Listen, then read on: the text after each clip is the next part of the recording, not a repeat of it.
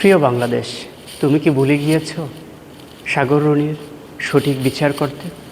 প্রিয় বাংলাদেশ, তুমি কি ভুলে গিয়েছ তনুর হত্যার সঠিক বিচার করা, সঠিক বিচার আদায় করা? প্রিয় বাংলাদেশ, তুমি কি ভুলে গিয়েছ ফেলানীর হত্যা মামলার সঠিক বিচার চাওয়া, বিচার পাওয়া? তুমি ভুলে গিয়েছ ছাত্র আন্দোলনের পর যারা সরকার হয়েছে তারা ম্যাক্সিমাম শিক্ষক, তারা কনফ্লিক্ট বা ঝগড়া মারামারিতে অভ্যস্ত নয়, আমি যতটুকু বিশ্বাস করি। তবে আস্তে আস্তে তারা আবার রাজনীতিতে জড়িয়ে পড়ল, তারা রাজনীতিতে বিভিন্ন দলকে আমন্ত্রণ করলো। এভাবে এই যে বাংলাদেশের দিনগুলো চলে গেল, এক বছরের উপরে চলে গেল।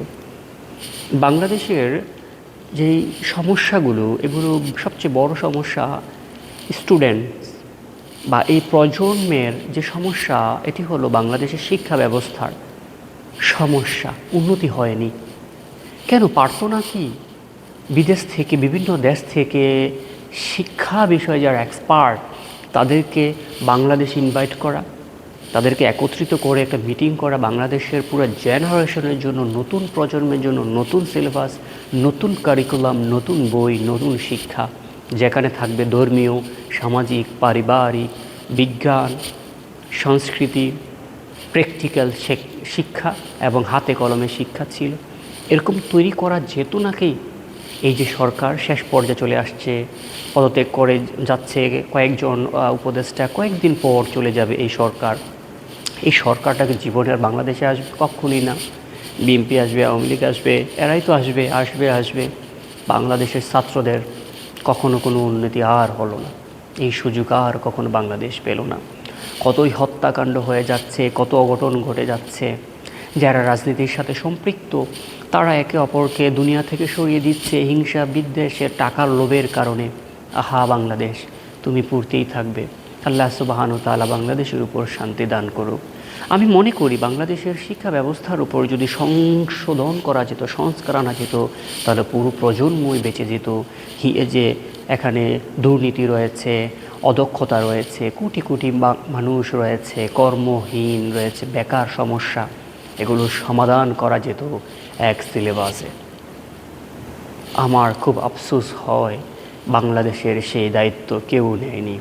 যারাই চেয়ারে বসেছে তারা শত কোটি টাকা, হাজার কোটি টাকা কামিয়েছে অথবা বিভিন্ন সুযোগ সুবিধায় ভোগ করেছে, কিন্তু বাংলাদেশি থেকে গেল। আমার খুব আফসোস হয় বাংলাদেশের জন্য কেউ নিঃস্বার্থভাবে কাজ করে যেতে পারলো না বা করলো না।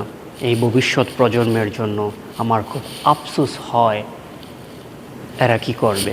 আরও বেকারত্ব বাড়ছে, আরও বেকারত্বর জন্য আরও মারামারি, কাটাকাটি, হিংসা, বিদ্বেষ হচ্ছে।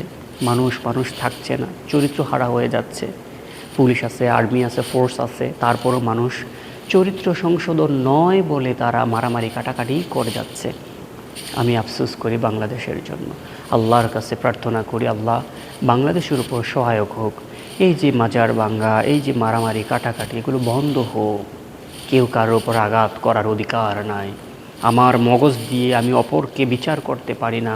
আমি মনে করি আমি সঠিক, কিন্তু অপরজনও হতে পারে সঠিক। হয়তো আমি কোনো পারিপার্শ্বিক কারণে আমি হয়তো ভুলটাই আমি সঠিক মনে করছি। আমি মনে করছি ওই মানুষটাই খারাপ, এই জন্য তাকে দুনিয়া থেকে সরিয়ে দেওয়া হচ্ছে। কতগুলো মানুষ মত তৈরি করে দুনিয়া থেকে সরিয়ে দেওয়া হলো। এগুলো বাংলাদেশের জন্য অভিশাপ। আমি আপাময় সকলের জন্য শান্তি সম্প্রীতির জন্য আহ্বান জানাচ্ছি। সকল দল কেন এক হতে পারে না? বাংলাদেশের একটা কল্পনার বাইরে বিএনপি, আওয়ামী লীগ কি এক হতে পারে না? আর কখনো হলো না। এই প্রজন্ম আর দেখল না। এই প্রজন্ম মারামারি দেখতে দেখতে অভ্যস্ত হয়ে আরও ১৫০ বছর লাগতে পারে আমাদের স্বপ্নের বাংলাদেশ হতে, আমি মনে করি। প্রিয় বাংলাদেশ, তুমি কষ্টই পেয়ে গেলে, আফসোস করি তোমার জন্যে। বাংলাদেশ আমার দেশ, আমি আমার দেশকে ভালোবাসি। I love my Bangladesh. Thank you for watching this video.